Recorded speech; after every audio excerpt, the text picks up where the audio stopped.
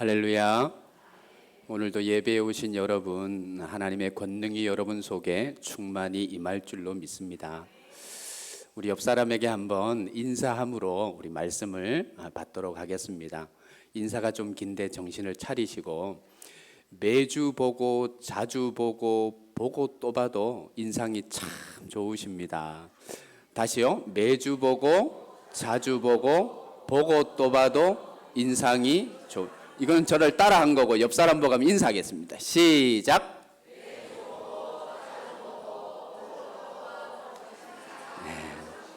좀 마지막 마무리를 해야죠. 하나님의 형상을 닮으셨습니다. 이렇게요. 사도행전 27장은 사도 바울이 이제 최후의 심판을 받기 위해서 로마 황제 앞에 제수의 몸으로 호송을 당하는 그 이야기 중에 풍랑을 만나는 그런 내용을 담고 있습니다. 27장에 아드라 묻데노라는 이 2장의 2절 말씀에 27장 2절에 아주 작은 배를 타고 로마로 호송을 시작합니다. 그런데 중간에 큰 배로 알렉산드리아호로 이송을 해서 거기서 배를 옮겨 타고 큰 배로, 그 배는 선장과 선원과 로마 병정과 또 이 로마 백부장인 그러니까 율리오라는 그 백부장이 타고 있었습니다. 이 사도 바울에게 굉장히 호의를 전해주는, 그리고 사도 바울과 다른 제수들이 그 알렉산드리아호에는 276명이나 되는 사람들이 타고 갑니다. 그런데 말씀을 보면 14절 말씀에 유라굴로라는 광풍을 만납니다. 이 광풍이라 할 때 광자는 미칠 광자입니다. 이 유라굴로라는 그 헬라어는 두 단어가 합성되어서 된 말입니다. 유로스라는 동풍이라는 뜻을 담고 있는 유라스와 아킬로라는 폭풍이라는 그런 두 단어가 합쳐져서, 그러니까 북남풍 이런 내용을 가지고, 그러니까 이 광풍이라는 말은, 유라굴로라는 강풍은 방향이 없습니다. 한 방향으로 두 방향으로 폭풍이 치는 것이 아니라 여러 방향으로 광풍, 미친 듯한 그런 바람이 사도 바울과 276명의 사람들이 만납니다. 몇 날을 고생합니다. 수고합니다. 살려고 선원들이 발버둥을 칩니다. 오늘 20절, 본문 20절 말씀을 다시 한번 우리 다 같이 한번 읽어보겠습니다. 시작. 여러 날 동안 해도 별도 보이지 아니하고 큰 풍랑이 그대로 있음에 구원의 여망마저 없어졌더라. 276명의 사람들이 구원의 여망이 없어졌습니다. 이제는 끝이다. 이제는 여기서 우리가 이렇게 죽는다. 사도 바울도 아마 이때에 이제 나가 로마로 가는 것이 아니라 여기서 끝나는구나, 죽음이다라고 생각을 했을 겁니다. 더 이상 살 수 없다는 생각이 들면 사람들은 더 이상 소망을 품지를 않습니다.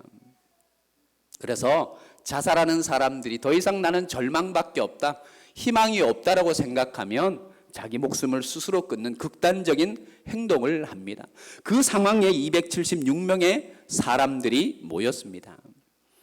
그런데 이 사도행전 27장 마지막 절 44절을 보면 이렇게 이 내용이 끝납니다. 마침내 사람들이 다 상륙하여 구조되었다라고 이야기를 합니다. 구원의 여망이 끊어졌습니다. 살 소망이 없습니다.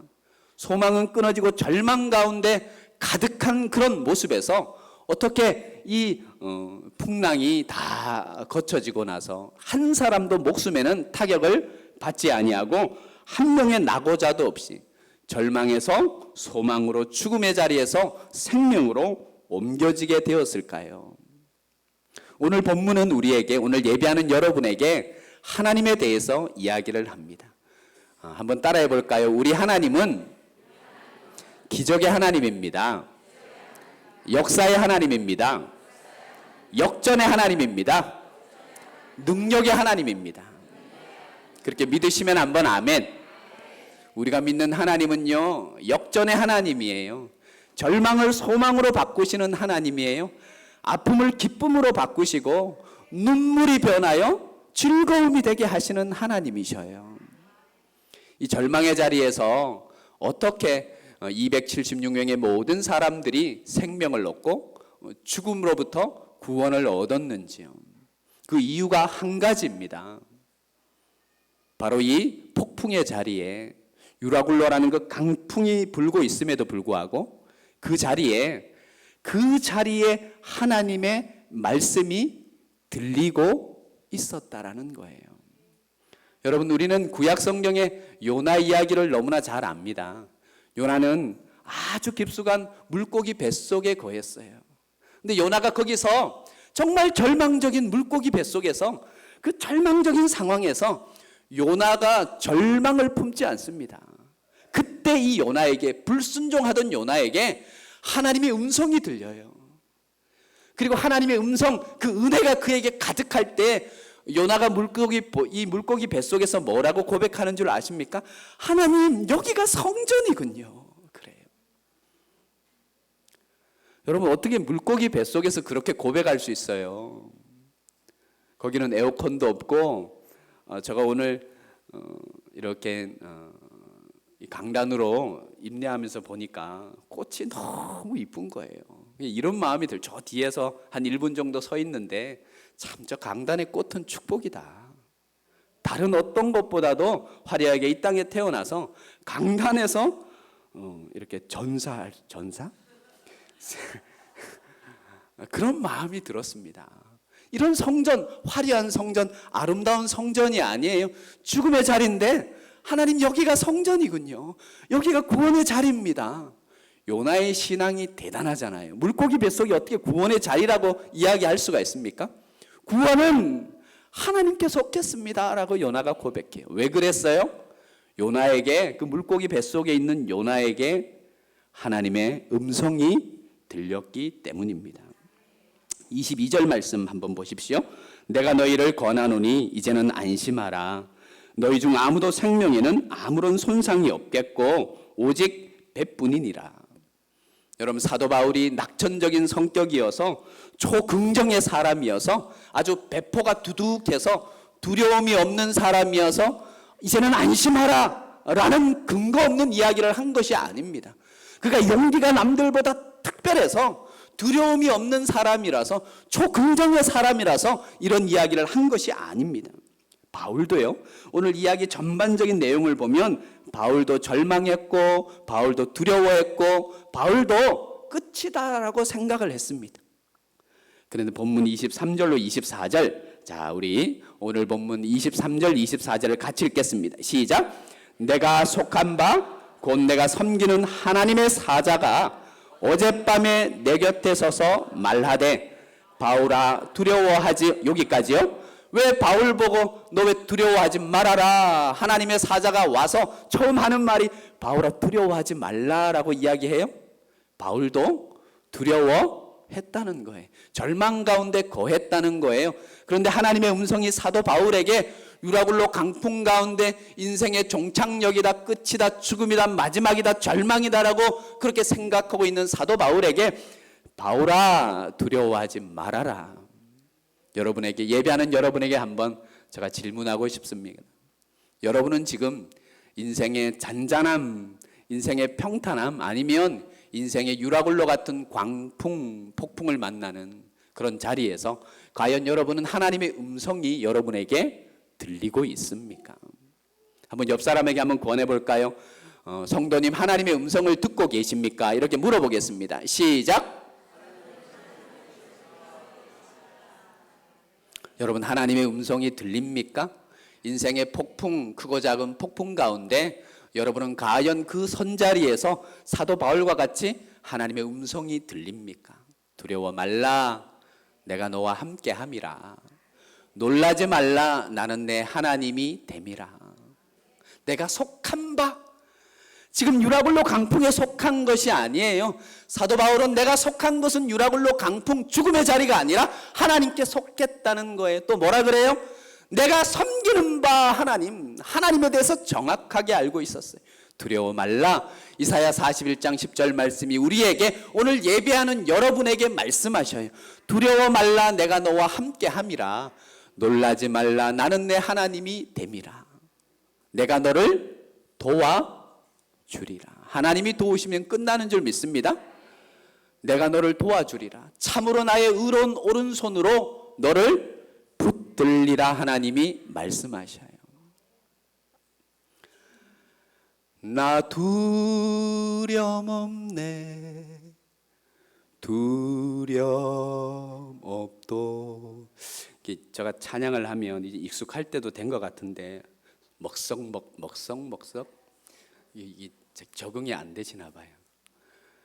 여러분 인생의 풍랑 앞에 이런 찬양의 소리가 들리세요?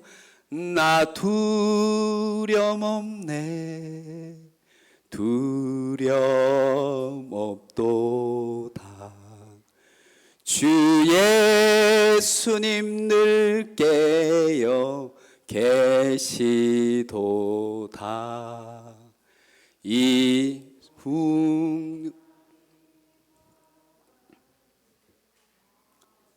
가사가 생각이 안 나요? 이 흉흉한 바다를 나 지나면 저 소망의 바다 이를. 이쯤에서 끝내면 얼마나 좋아요. 나 염려 없네. 염려 없도다. 주 예수님 늘 깨어 계시도다. 이 흉흉한 바다를 나 지나면 저 소망의 나라에 이르리라. 할렐루야. 인생의 풍랑 앞에, 하나님 앞에 이런 고백을 할 수 있어야 됩니다. 하나님, 풍랑이 있지만, 어려움이 있지만 하나님 내 곁에 계심으로 내가 굳건히 승리할 줄 믿는다.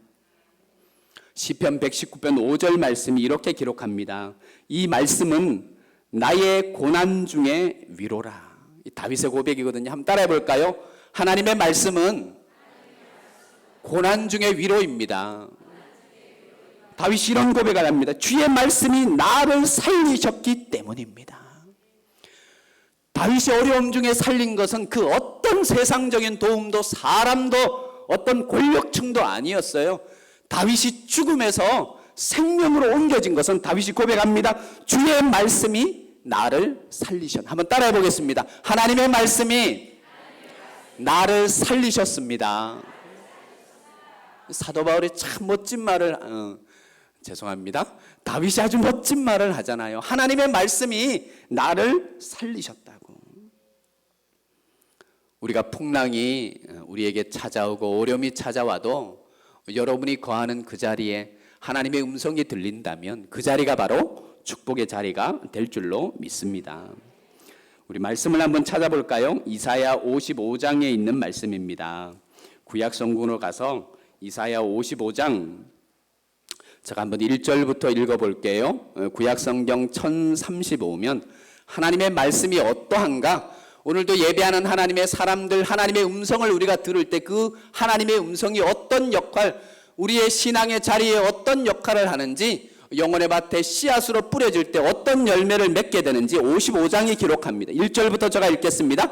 오호라 너는 너희 모든 목마른 자들아 물러 나오라. 돈 없는 자도 오라. 너희는 와서 사 먹되 돈 없이 값 없이 와서 포도주와 젖을 사라. 너희가 어찌하여 양식이 아닌 것을 위하여 은을 달아주며, 양식 아닌 것을 위해 너희가 돈을 쓰느냐 이 말이에요. 배부르게 하지 못할 것을 위하여 수고하느냐. 말씀을 떠나는 수고가 다 헛된 거라는 거예요. 내게 듣고 들을지어다. 그리하면 너희가 좋은 것을 먹을 것이며 너희 자신들이 기름진 것으로 즐거움을 얻으리라.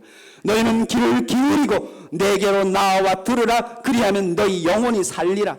내가 너희를 위하여 영원한 언약을 맺으리니 곧 다윗에게 허락한 확실한 은혜니라. 지나가서요. 자, 6절 말씀 보십시오.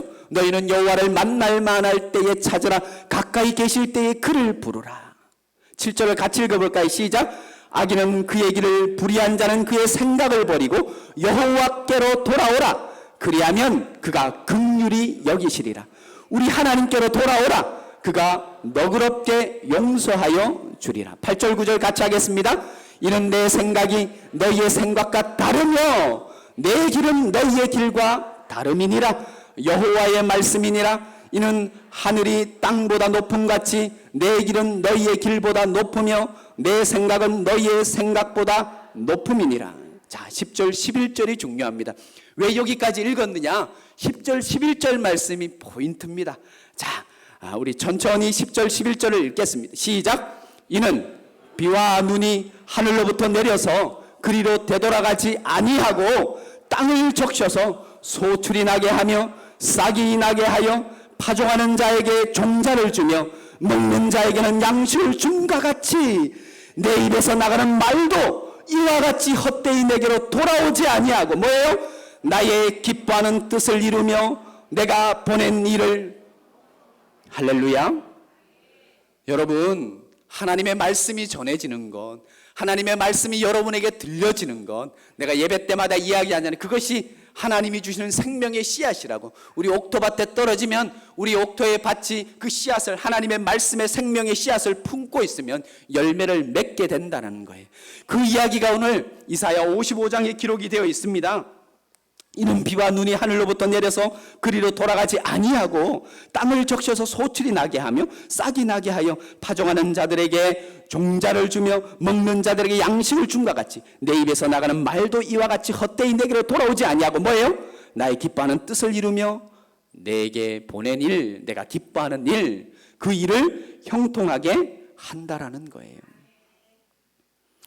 제가 외국 목사님 중에 참 이분의 책을 좋아합니다. 피터 로드라는 목사님이 대중에게는 많이 알려지지 않았는데 책의 내용이 참 좋습니다.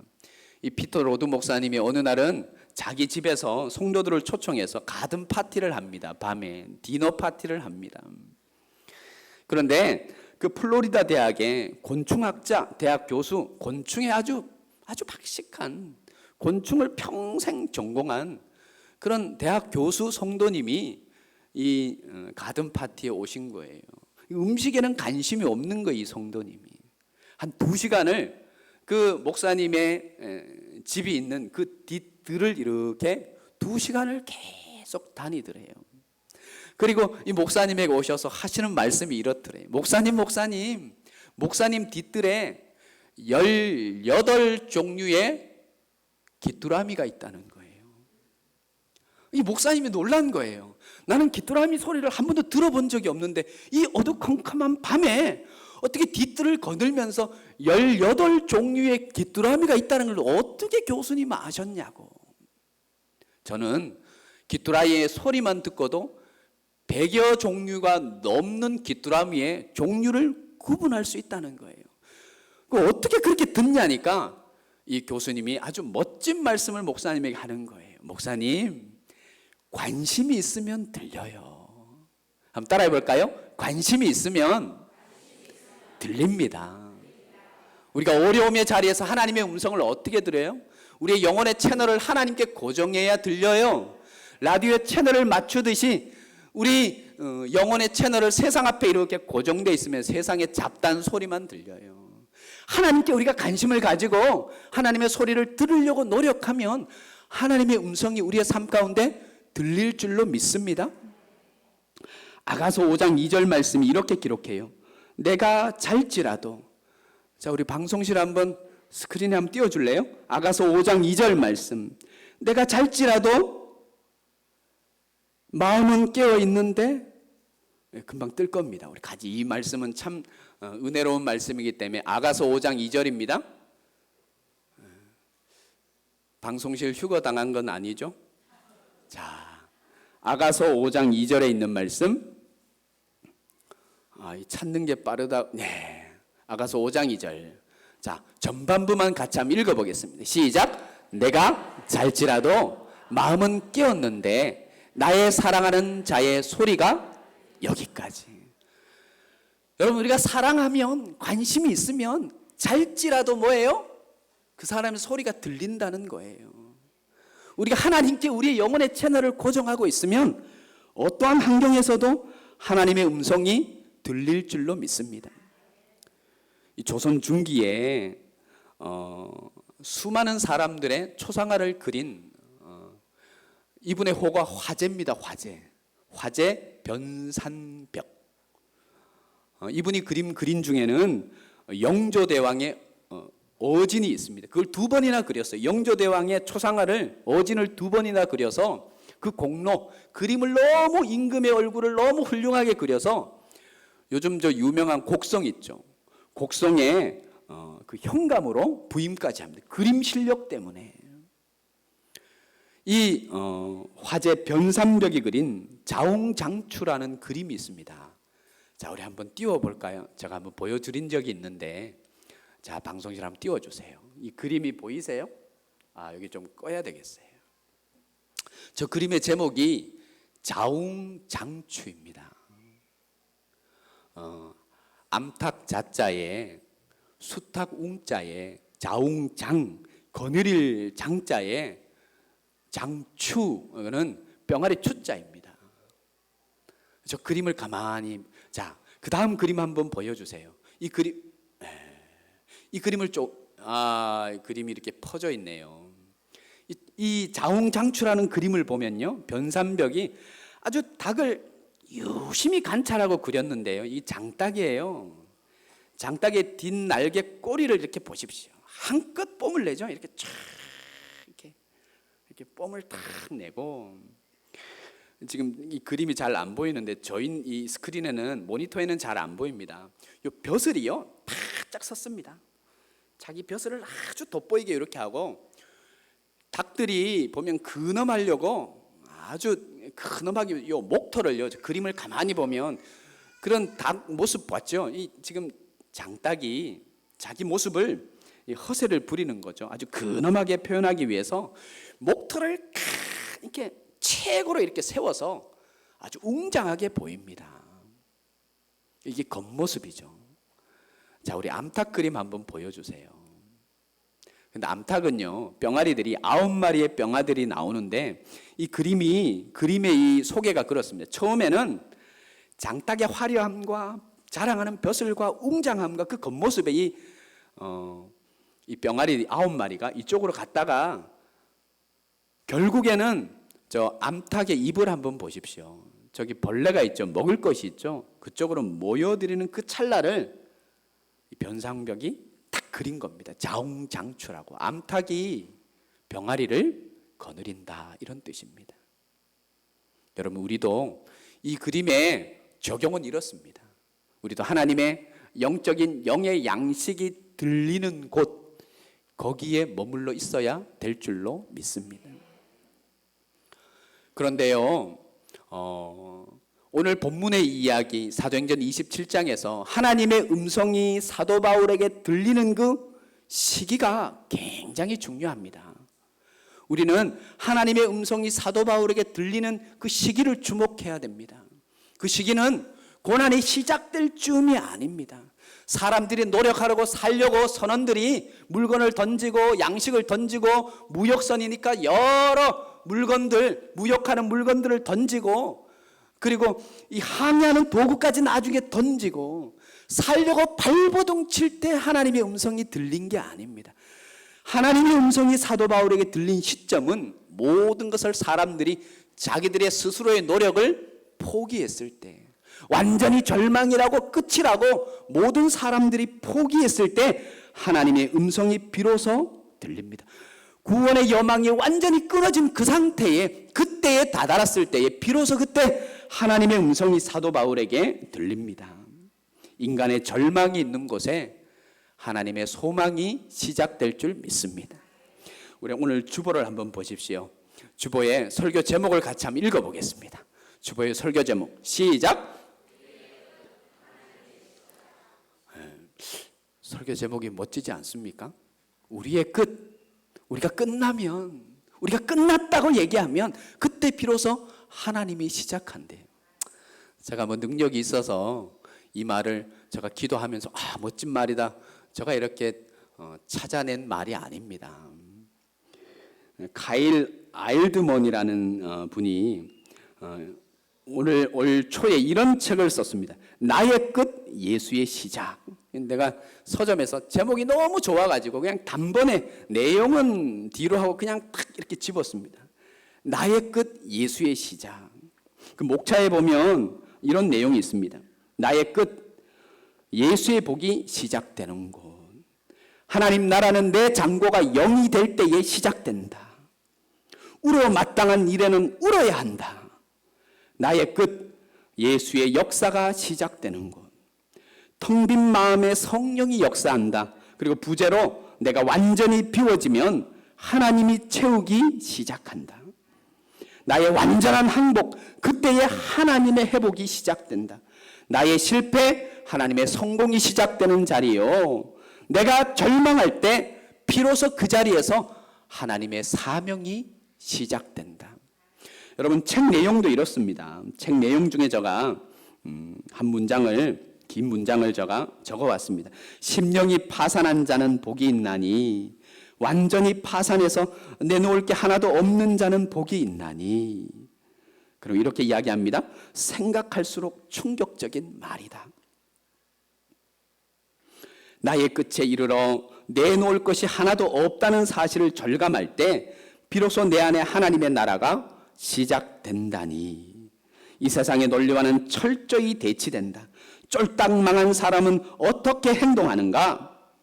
세상이 자기 손바닥 안에 있는 것처럼 굴지도 않는다. 교만 떨지 않는다는 거예요. 세상에 망한 사람들은 모든 답을 알고 있는 것처럼 거들먹거리지도 않는다. 그의 심령은 시궁창에 처박혀 있다. 그런데 예수님은 바로 이런 심령을 칭찬하신다.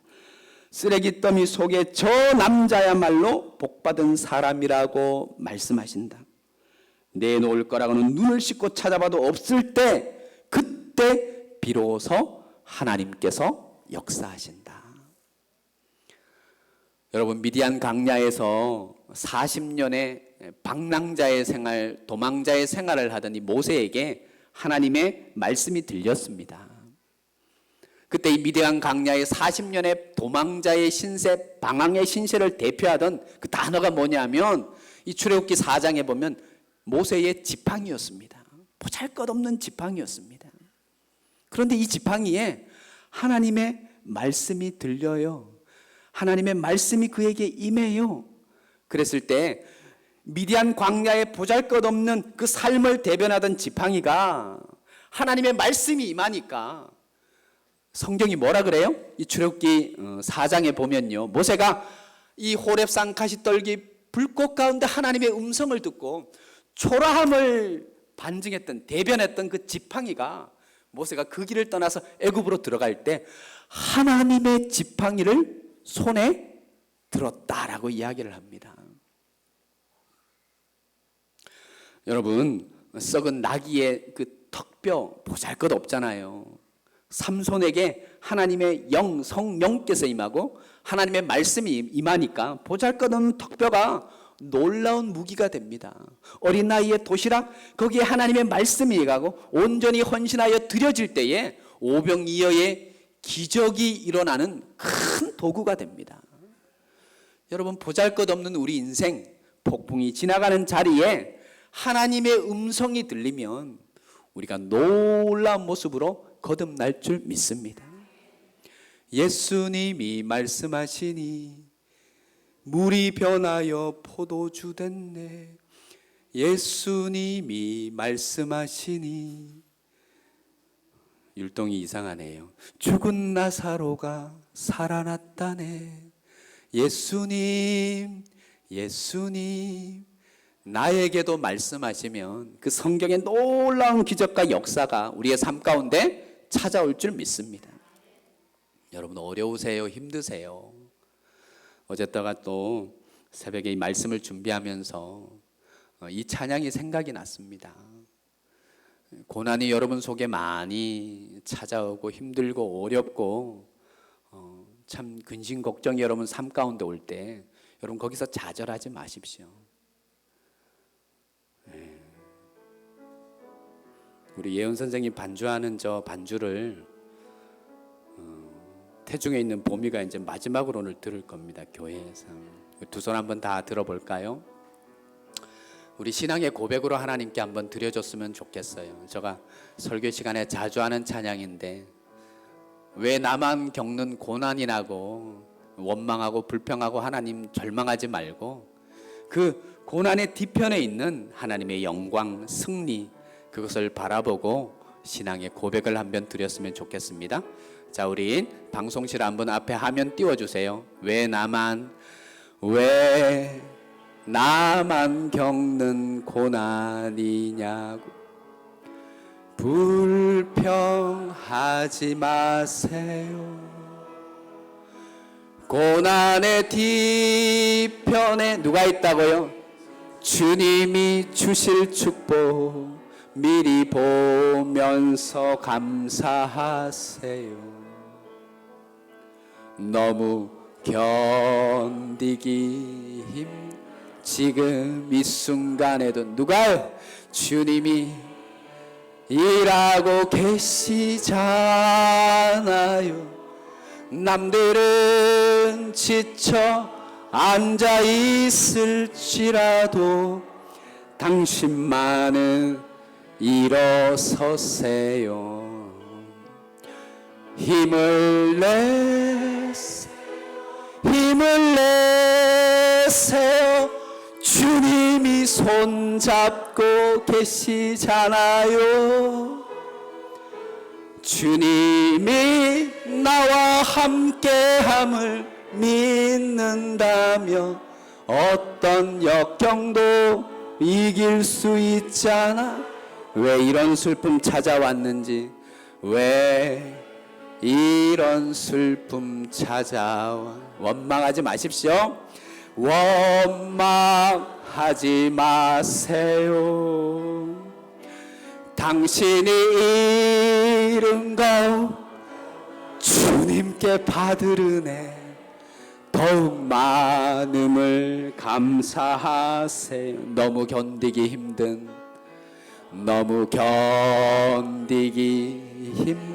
지금 이 순간에 누가 이래요? 주님이 일하고 계시잖아요. 남들은 지쳐 앉아 있을, 우리 옆 사람 보고 축복할까요? 당신만은 일어서세요. 우리 개인의 고백으로 힘을 내세요. 주님이 손잡고 계시잖아요. 주님이 나와 함께함을 믿는다면 어떤 고난도 견딜 수 있자. 다시 한번요. 힘을 내세요.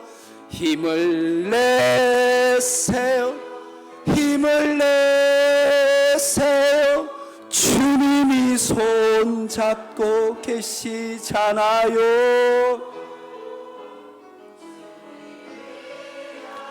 함께함을 믿는다면 어떤 고난도 이길 수 있잖아요. 여러분 아멘 되세요? 주님이 나와 함께함을 믿는다면, 믿잖아요 여러분. 그렇게 믿으면 아멘. 어떤 고난도 이길 수 있잖아요. 여러분 사도 바울은 유라굴로 강풍에서 이거 확신했어요. 하나님이 나와 함께하고 계시는구나. 오늘 예배하는 여러분, 평탄한 그런 잔잔한 바다가 있어요. 인생의 항해 가운데는 평탄한 잔잔한 바다가 있을 때가 있어요. 그러나 유라굴로 강풍과 같은 절망의 상황이 찾아와요. 어떠한 평안한 때이든지 기쁠 때이든지 즐거울 때이든지 염려와 근심과 걱정과 고난의 시기 때이든지 여러분 놓치지 마세요. 하나님이 우리와 함께하면 능히 승리한다는 것. 그 고난은 고난으로 끝나는 것이 아니라 고난의 포장지에 하나님께서 놀라운 축복을 선물해 주신다라는 것을 기억하시기 바랍니다. 사랑의 아버지 하나님, 오늘도 예배하는 하나님의 사람들 주님께서 말씀하시고 유라굴로 강풍에 힘들어했던 사도 바울에게 말씀하셨던 하나님이 오늘 우리에게 말씀하여 주실 줄로 믿습니다. 바울아, 두려워하지 말아라. 내가 너와 함께 하겠다. 너는 죽지 않는다. 가이사 앞에 서야 하겠고 내가 너에게 부여받은 사명 다 완수해야 된다. 오늘 예배하는 하나님의 사람들에게도 주님 말씀해 주세요. 두려워하지 말라. 내가 너와 함께 함이라. 놀라지 말라. 나는 내 하나님이 됨이라. 내가 너를 굳세게 하리라. 내가 너를 도와주리라. 참으로 나의 의로운 오른손으로 너를 붙들리라 말씀하시는 하나님의 음성을 듣는 저희들이 되게 하여 주옵소서. 예수님의 이름으로 기도드립니다.